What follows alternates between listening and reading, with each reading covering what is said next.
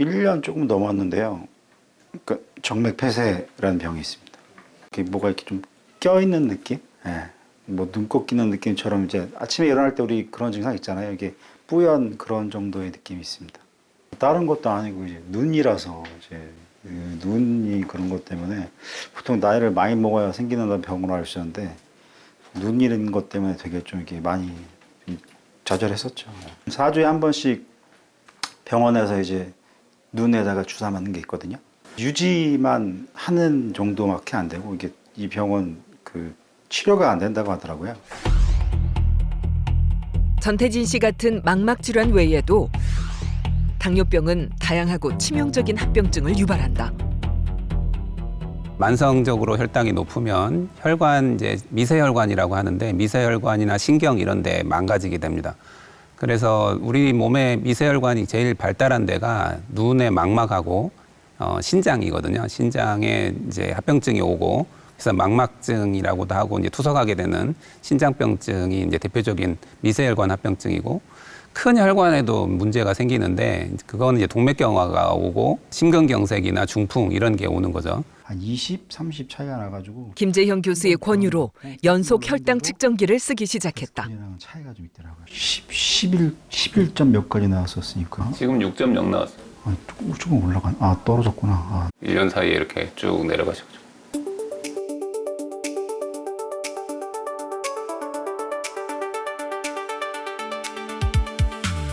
팔에 붙인 작은 패치 하나. 연속 혈당 측정기란 말 그대로 혈당을 끊임없이 재는 장치다. 체혈로 혈당을 재지 않아도 혈당을 알 수 있다. 연속 혈당 측정기는 머리카락보다 가는 미세 바늘을 피부 아래 조직액에 꽂아 5분마다 혈당을 측정하고 수치를 휴대폰으로 전송해준다. 지금 내 혈당이 얼마인지 뿐만 아니라 올라가는 중인지 내려가는 중인지 그 변동 추이도 알 수 있고 수면 중에도 혈당이 어떻게 변했는지 고스란히 기록되어 파악할 수 있다.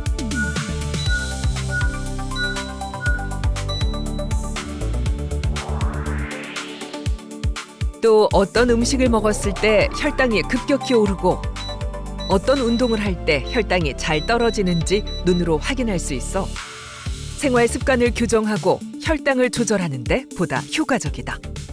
가장 중요한 거는 이제 그 패치를 붙이고 난 이전과 이후가 가장 많이 바뀌었는데요. 패치를 붙이고 난 다음에 이제 5분 정도마다 이제 핸드폰으로 실시간으로 볼 수 있으니까 혈당이 높낮임이 보이니까 그거에 맞게 이제 인슐린도 조절할 수 있고 그런 걸로 조절이 좀 지금 많이 돼서 늦게 안 게 되게 좀 제일 아쉬운 부분이긴 합니다. 이제 전과 후의 관리는 뭐 거의 하늘과 땅 차이죠. 하늘과 땅 차이고. 연속 혈당 측정기 사용 후 고혈당 빈도는 29%에서 5%로 줄고 정상 혈당 빈도는 93%로 늘어났다. 연속 혈당 측정기는 말 그대로 연속이잖아요. 이게 약간 동영상 같다고 생각하시면 됩니다. 저희가 손끝에 재는 거는 스냅 사진 같은 거죠. 한 포인트밖에 못 보거든요.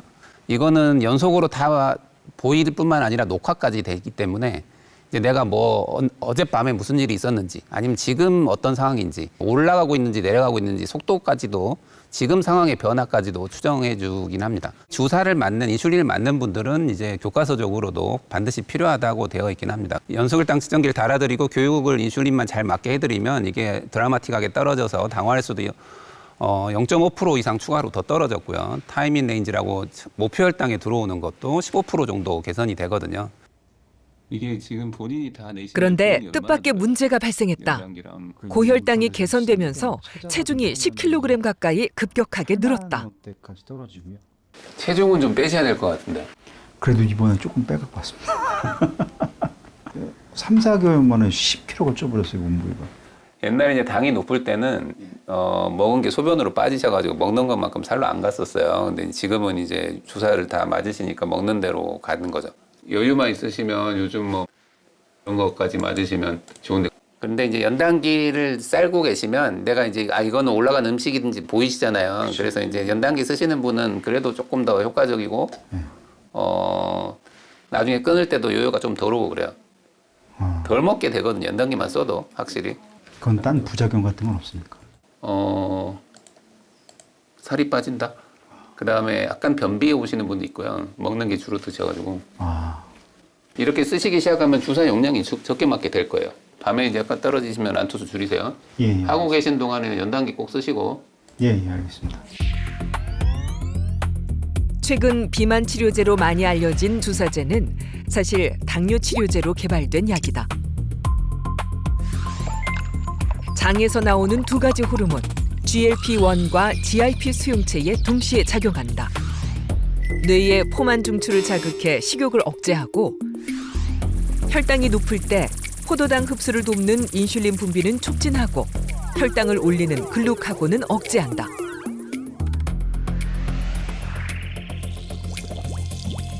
또 소화 속도를 늦춰 음식이 장에 오랫동안 머무르게 한다. 지방을 분해해 체중을 줄여주는 효과도 있어 기존 약보다 혈당 조절과 체중 감소 효과가 크다. 비만 약으로 두 가지 약이 나와 있는데 당뇨 약으로 원래는 개발이 됐고 GLP-1과 GIP라는 거는 몸에서 나오는 이제 장에서 나온 호르몬을 두 가지를 작용하는 약이거든요. 당을 떨어뜨리는 효과도 월등하고 체중을 빼주는 효과도 월등하고 훨씬 더 뛰어나요. 이게 일단은 지금 이거 한 번 맞았는데 식욕이 이틀째부터인가? 식욕이 좀 많이 떨어지더라고요. 햇반 하나 작은 거 200g짜리 햇반 하나 가지고는 모자라서 그 반 개를 더 먹거든요 항상. 근데 지금은 햇반 한 개 먹으면은 괜찮더라고요. 3kg가 지금 빠진 상태예요. 일주일 만에. 90일 동안 쌓인 데이터고 89%예요. 네, 일주일 전께 94%. 같이 시작한 다음부터 엄청 좋아졌죠.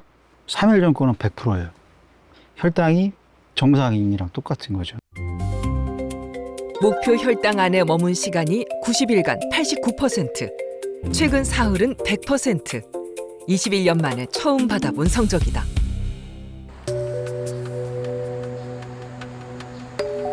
근데 저한테 연락 오실 올해 29세인 김미연 씨. 학원 강사로 일하고 있는 그녀는 2년 전 젊은 나이에 뜻밖의 진단을 받게 됐다. 물을 너무 많이 마시게 된 거, 하루에 막 2리터씩 이렇게 마시고 하니까 그래도 50분 동안에는 계속 수업을 해줘야 되는데 결국 그 시간도 못 채우고 화장실로 갈 때가 되게 많았고 잘 때도 한 3-4번씩 가고 이러니까 주변 사람들이 피 검사 받아봐라 이렇게 얘기를 해서 그때 알게 됐습니다. 처음엔 젊은 나이에 왜 나한테 당뇨가 찾아왔는지 받아들이는 것조차 쉽지 않았다. 그리고 갑자기 저혈당이 와서 식은땀이 날 때면 수업하다 너무 곤혹스러웠다.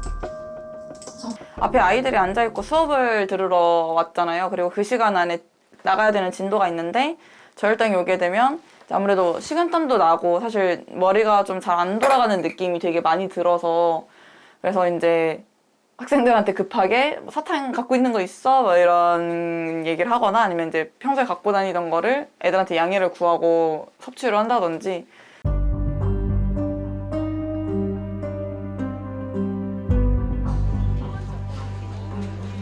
당뇨병에는 1형과 2형 두 가지가 있는데 처음 동네 병원에선 2형 당뇨병으로 진단받았다.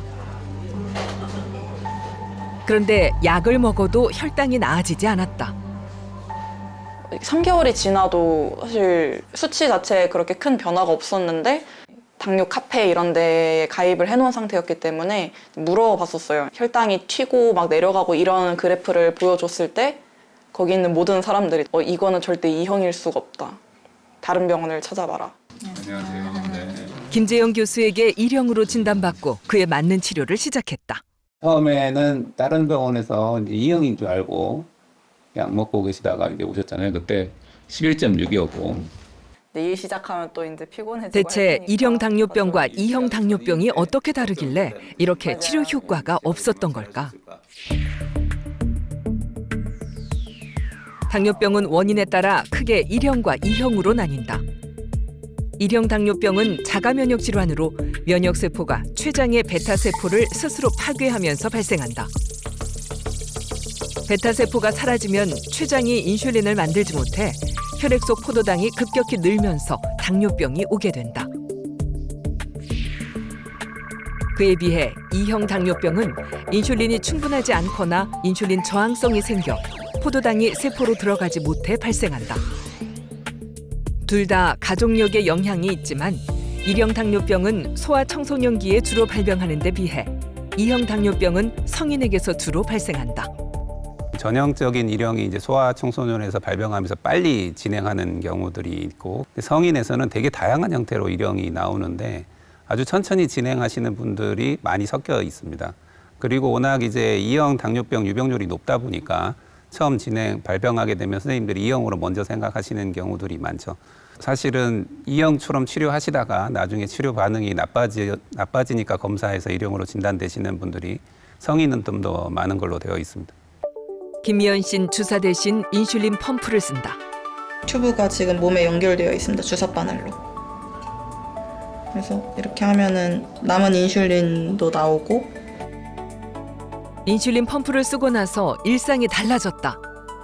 밥 먹을 때마다 하나씩 놓다 보니까 최소 하루에 4번을 놔야 되고, 그리고 만약에 내가 계산을 잘못했으면은 추가적으로 계속해서 이제 주사를 꽂아야 되는데, 일단 주사가 너무 무서웠고 밖에서 주사를 놓을 수가 좀 없는 상황들이 많았었어가지고, 그래서 정말 너무 불편하다, 언제까지 이러고 살아야 되나 이렇게 생각을 했는데, 이제 그때 인슐린 펌프를 알게 됐죠. 인슐린 펌프는 피부에 부착된 패치 아래 가느다란 관을 통해 인슐린을 지속적으로 공급하는 작은 기기다. 펌프에서 주입되는 인슐린은 두 종류다. 첫째, 24시간 우리 몸의 혈당을 일정하게 유지시켜주는 기저 인슐린. 인슐린 펌프를 통해 조금씩 일정하게 주입된다. 둘째, 식사 후 치솟는 혈당을 잡아주는 속효성 인슐린. 식사할 때마다 탄수화물 섭취량을 입력해주면 그에 맞는 인슐린을 주입해서 혈당을 잡아준다. 주사에 비해 최대 100배까지 더 정밀하게 인슐린 주입량을 조절할 수 있어 혈당을 관리하는 데 더 용이하다. 또 최근엔 연속 혈당기와 연동해 저혈당이 생길 경우 즉시 인슐린 주입을 멈추는 것도 가능해졌다. 펌프 다시고는 지난번보다는 이번에 조금 더 떨어지셔가지고 6.8, 6.5, 6.4 이렇게 지금 계속 내려오고 있거든요. 세대고로는 뭐 많이 좋아지고 있고 본인도 뭐 펜 만질 때보다는 편하실 거라고 생각합니다. 너무 편합니다. 인슐린 펌프를 쓰고 난 뒤 고혈당 구간이 42%에서 27%로 줄고 정상 구간이 54%에서 70%로 좋아졌다. 식사 전 탄수화물 양만 입력하면 주사를 따로 맞지 않아도 된다. 그렇게 입력을 하면 자동으로 수입되는 거죠. 네, 지금 들어오고 있어요. 얼마 정도 드신 거예요? 탄수화물 한 30 정도로 계산을 하고서 넣고 있습니다. 펌프는 근데 사실 한번 핸드폰을 볼 수 있는 시간만 있으면 그 조작해가지고 넣어달라고 하면 되는데, 주사였던 시절에는 그게 힘드니까 사람들 앞에서 이렇게 배를 깔 수도 없고, 그래서 주사는 훨씬 더 좀 힘든 것 같긴 합니다. 그리고 펌프는 되게 그 0. 몇 단위까지 주사가 가능한데, 주사는 그 1단위로밖에 못해서 되게 미세한 조절이 좀 일단 힘들고, 그 2, 1 이렇게 넣기 위해서 또 바늘을 막 갈고 또 찌르고 이러는 게 되게 좀 힘든데, 펌프는 그런 부분에서 좀 자유로워서 핸드폰을 볼 수만 있으면 고혈당은 대처가 가능해요. 혈당 관리를 위해 생활 습관을 바꿨다. 밤을 새거나 하루 한 끼만 먹는 등 생활이 불규칙했지만 이젠 규칙적으로 생활하면서 채소를 많이 챙겨 먹고 있다. 인슐린 펌프로 혈당 관리를 해도 가장 중요한 건 생활 습관이기 때문이다. 일단 그냥 흰쌀밥은 못 먹고 이제 다 현미밥으로 교체를 했고요. 집에 이제 밥솥이 없고 저는 즉석밥만 먹는데, 즉석밥도 다 이제 현미밥. 그리고 탄수화물을 사실 많이 먹을수록 안 좋아서 단백질을 좀 챙겨 먹더라도 밥은 좀 적은 양으로 먹고 있습니다. 식사 후 1시간이 지났다. 연속 혈당 측정기로 혈당을 확인해 볼 시간. 고혈당이면 추가로 인슐린을 더 넣어줘야 한다. 지금 아직 다 내려가기 전이어서 지금 얼마 나왔어? 150입니다. 이 정도면 유지입니다. 아주 잘 넣었어요. 우리 몸의 혈당을 끌어올리는 뜻밖의 음식들. 어떤 것들이 있을까? 건조된 것들 있잖아요. 말린 거. 그다음에 구웠다든지 고구마 굽는 순간 이게 당분 확 올라가요. 꽃감 말리면 뭐 감 하나 당분 들어 있거든요. 근데 이제 부피가 작아 보이니까 되게 가볍게 생각하시죠. 우리나라는 달고 매운 거를 좋아하시는데 달고 짜거나 그래서 고추장에 양념되는 거는 고기를 먹어도 설탕을 엄청 넣은 거예요, 이게. 매콤, 달콤, 짭짤한 음식과 정제 탄수화물로 된 면류. 건강할 것만 같은 죽도 고혈당을 유발하는 음식이다. 채소, 단백질, 탄수화물 순서로 먹은 경우 고혈당 없이 혈당 곡선이 완만했다.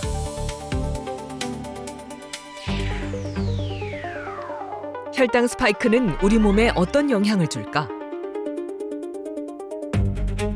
정제된 탄수화물이나 설탕이 많이 든 단 음식을 먹으면 우리 몸의 혈당이 급격히 치솟으면서 혈당 스파이크가 생긴다. 혈당 스파이크가 생기면 치솟은 혈당을 내리기 위해 췌장이 평소보다 많은 양의 인슐린을 한꺼번에 분비해 혈당을 낮춘다. 문제는 그 다음이다. 갑작스런 혈당 저하로 피로감과 집중력 저하, 손떨림, 단 음식이 당기는 현상이 생기는데 이를 반응성 저혈당 또는 슈가 크래시라고 한다. 이 상태가 되면 뱃속에 음식이 남아있어도 단 음식이나 탄수화물을 더 먹게 된다. 그리고 혈당의 급등락이 반복되면 인슐린에 점점 둔감해지는 인슐린 저항성이 커지면서 비만과 2형 당뇨병이 생기게 된다. 우리나라 분들이 워낙 빨리 드시면서 밥부터 드시기 때문에 워낙 탄수화물도 많은 데다가 식사 시간을 아끼고 싶어 하시기 때문에 가장 세계적으로도 악명 높은 식사 패턴이라고 생각할 수 있습니다. 똑같은 단탄지여도 순서를 바꾸면 섬유질이 늦춰드리고 그다음에 단백질은 GLP-1을 몸에서 많이 나오게 해주거든요. 그래서 저희 GLP-1 주사 맞은 것처럼 천천히 흡수되게 하는 효과가 있습니다. 그래프가 완만하게 되는 거죠. 우리는 이제 한 번에 밥이랑 섞어서 먹을 수 있게 짜게 나오는 거죠. 반찬용으로 단백질이 나와서 그래요. 그래서 생각을 조금 바꿔야 되는데 애초에 한 번에 다 차리는 게 아니라 요리를 먹고 야채와 단백질로 된 요리를 먹고 나중에 이제 탄수화물은 조금 소량 디저트처럼 먹는 문화가 되면 훨씬 좋아지겠죠. 점심시간. 김재영 교수는 식사 전 음식 사진을 찍어 앱으로 탄수화물 양과 칼로리를 파악한다. 안쪽이 제일 안 눌려요. 해보면. 당뇨병은 없지만 연속 혈당 측정기를 꾸준히 사용하고 있다. 살아봐야지 아는 거죠. 어느 제품이 좋은지 알고. 사용을 잘하게 하려 그러면 당연히 본인이 써서 봐야죠. 김재영 교수의 바람은 연속 혈당 측정기의 건강보험 혜택이 더 확대되는 것이다. 이형의 주사를 맞는 인슐린을 맞는 분들은 이제 교과서적으로도 반드시 필요하다고 되어 있긴 합니다. 보험화가 되기 시작한 게 1형부터 되고 이제 인슐린을 맞는 2형까지 몇 년 전부터 다른 나라들은 다 되고 있고 그리고 경제성 평가도 저희가 이제 했었는데 공단 입장에 실제로 추가로 드는 비용 그리고 합병증을 줄어드는 비용 이걸 경제성 평가를 한 20년까지 추적을 해보면 굉장히 효과적으로 나옵니다. 그래서 대부분 다른 나라들도 그런 걸 한 다음에 보험화를 하는데 아주 효과적으로 나왔기 때문에 당연히 보험이 돼야 된다고 생각하고 있습니다. 지난 7월 국회 의원회관에서 당뇨병 예방관리에 대한 정책 토론회가 열렸다. 당뇨병 위험 인구 2천만 명 시대. 당뇨병이 국민 건강에 심각한 위협이 되고 있다. 김재영 교수는 연속 혈당 측정기의 건강보험 적용 확대를 위해 목소리를 높여왔다. 선진국은 다 되는데도 우리나라는 아직 몇 년째 지금 고민만 하고 시행을 못해서 조금 더 강하게 이제 말씀드리려고 나온 자리입니다. 3년 전에부터 부터 거의 이런 국회 공청회를 제가 진짜 여러 차례 하고 실제로 달고 나서 연소결당 측정기를 달고 나서 당화혈소가 얼마나 떨어지는지 3개월 만에 8.7%가 7.4%까지 떨어지고 2년간 계속 유지됩니다. 전체 우리나라 E형의 7, 8% 정도가 인슐린 쓰고 계시는데 이분들이 사실은 굉장히 일형 당뇨에 못지않게 거의 똑같은 합병증을 보이고 있습니다. 연소결당 측정기에다가 교육을 해주면 당화혈소가 2배로 떨어지기 때문에 그러니까 훨씬 더 경제적으로 나옵니다. 연소결당 측정기만 해주면 환자의 진료하는 데 있어가지고 정말 필요한 부분들에 대해서 국가의 어떤 보건 정책 부분에 있어서도 반영이 될 수 있도록 목소리를 같이 하고 노력을 하신 열정적인 선생님이십니다. 제가 뭔가 조절이 안 된다 하면 전화 바로 와서 이제 주사 넣어야 될 것 같다 이런 거 같이 해주니까 너무 고맙게 그냥 잘 마음을 먹었던 것 같아요. 좋아요. 그렇게 다현 씨에게 찾아온 선물. 경변주 때 12주. 처음 팔다리 봤을 때. 당뇨병을 진단받은 뒤로 임신과 출산은 그저 남의 얘기라고만 생각했다. 태명 슈가예요. 일부러 휴가라고 찍은 거예요. 네. 떼놓을 수가 없는 거라. 저도 다른 거 하고 싶었는데 그만큼 의미 있는 게 없는 것 같다고 해서.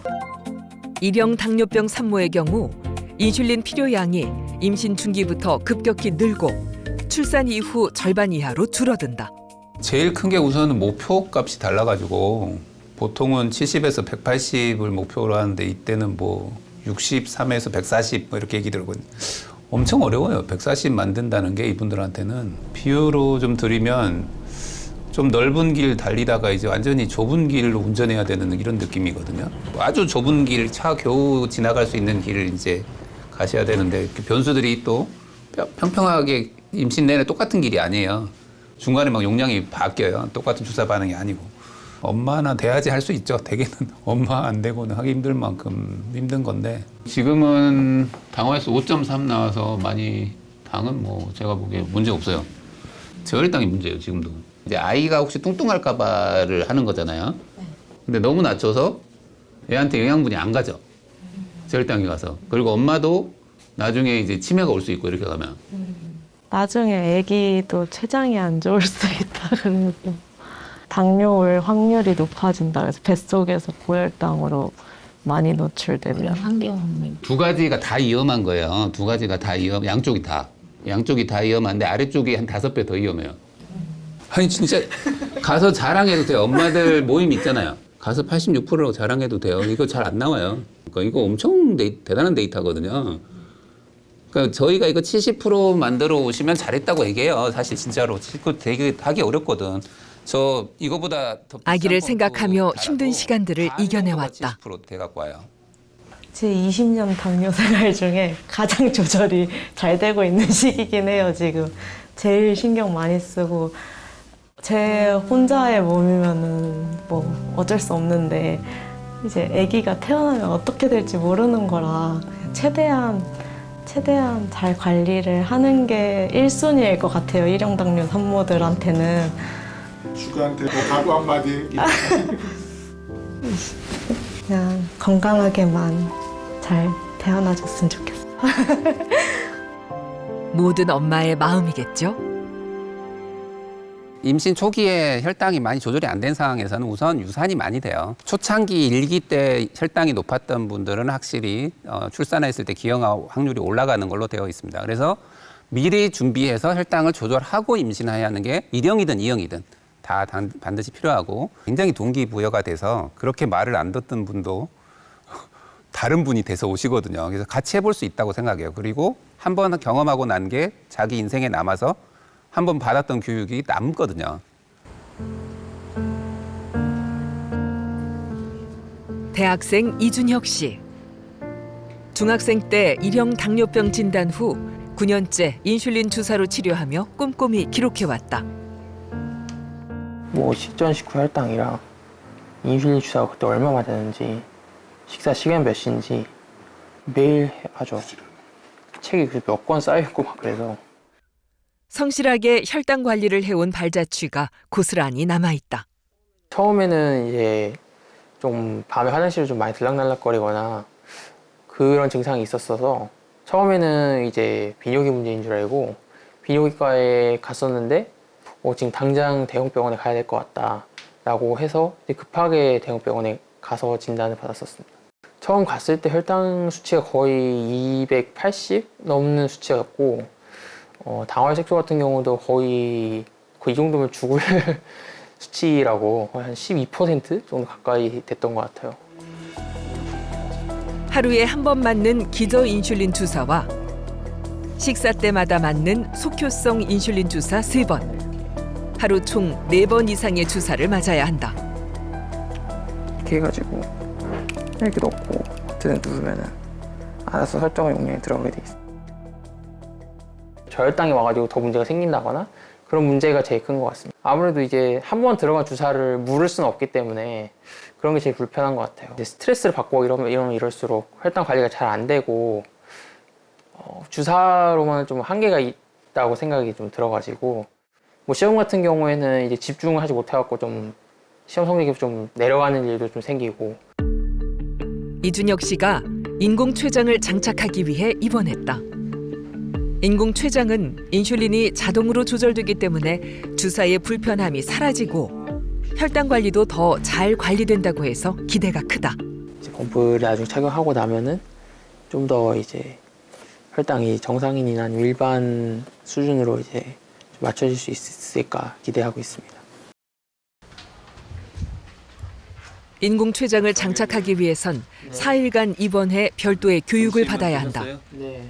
아까 그 아침 먹고 혈당 어떻게 나오던가요? 아까 아침 먹고 혈당이 좀 높게 나와서 점심 전까지 안 내려갔어요? 네 계속 쭉. 한번 볼까요? 스마트폰. 평상 식사량보다 혈당을 자동으로 조절해주는 인공췌장을 사용하려면 영양교육, 생활습관교육, 기기에 대한 교육, 알고리즘에 대한 교육을 받으며 혈당에 대한 개인 데이터를 충분히 축적해야 한다. 오늘 같으면 낮춰야 되는 거죠. 본인한테 맞는 탄수화물 인슐린 비를 찾아야 되거든요. 그래서 한 이틀에서 3일 정도 그 과정이 필요하고 처음부터 이게 자동 모드라고 그래서 인공지능 모드가 켜지는 게 아니어서 그때까지는 수동 모드랑 거의 비슷해요. 이렇게 이제 삽입을 할 건데요. 네. 그거 여기 뒤에 손잡이가 있어요. 네. 여기를 이렇게 꼬집으시고 직각으로 콕 세게 찌르세요. 세게 콕. 네. 그리고 종료 시간 24시까지 네. 조정이 이렇게 되어 있잖아요. 네. 그걸 먹을 때 먹기 5분에서 15분 전에 본인이 식사 인슐린만 넣으시면. 그 나머지는 네가 다 알았어. 맞아요. 야간이든 이제 식후든. 그래서 이 정도 다 혈당 조절하는 거는 되게 잘 되고 편하실 거예요. 이렇게 방패 모양 보이죠? 네. 네, 이렇게 방패 모양이 보이면 이제부터 자동 모드가 지금 활성화 중이다 네. 라는 의미예요. 인공췌장은 연속 혈당 측정기와 인슐린 펌프, 그리고 둘을 잇는 알고리즘, 이 3가지가 하나로 묶인 시스템으로 혈당에 따라 인슐린을 자동으로 조절해준다.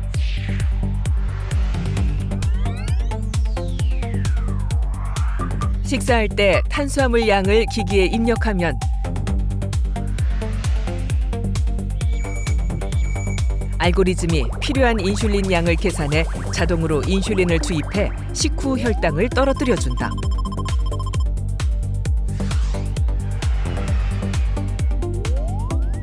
(5분마다) 혈당을 체크해 고혈당이 발생한 경우 따로 버튼을 누르지 않아도 추가 인슐린을 주입해 고혈당을 자동 조절해주는 게 일반 인슐린 펌프와 다른 점이다.